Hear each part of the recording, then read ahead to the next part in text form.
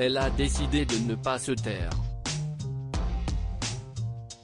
Florence Porcel, l'écrivaine qui a porté plainte contre Patrick Poivre d'Arvor pour viol a en effet accepté de se confier aux Parisiens.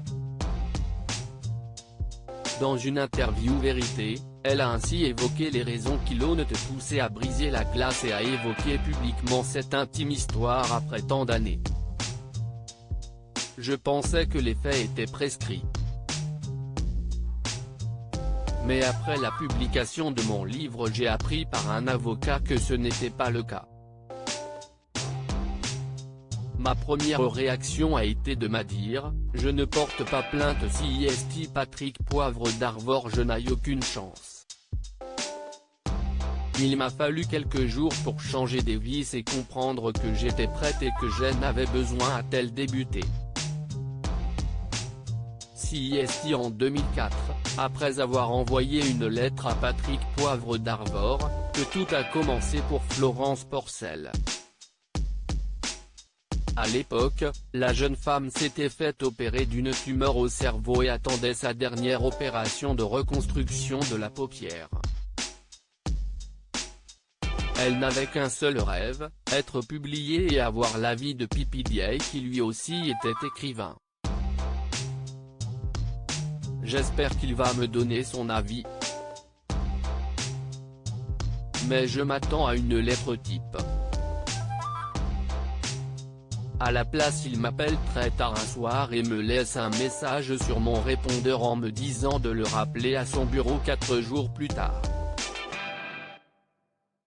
Entre-temps, il tente chaque soir de me joindre, a expliqué Florence Porcel. Après être entrée en contact, des discussions intimes naissent alors qu'elle ne s'y attendait pas. Cela me déstabilise, aujourd'hui je suis convaincu que c'était un mode opératoire mais à l'époque je n'en avais pas conscience. A précisé la jeune femme. Florence Porcel dénonce PPDA, il m'a demandé de garder le secret finalement. Florence Porcel et Patrick Poivre d'Arvor se sont rencontrés dans les locaux de TF1 et tout a basculé le 8 novembre 2004. Il me propose de l'alcool.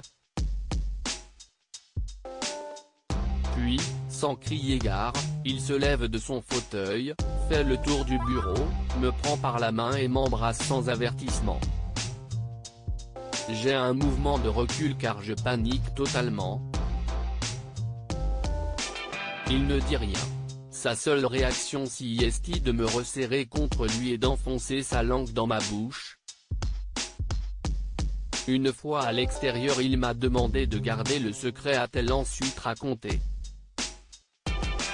En 2008, les deux protagonistes ont fini par avoir une relation consentie. Un an plus tard, Florence Porcel a été victime de viol après avoir revu son agresseur.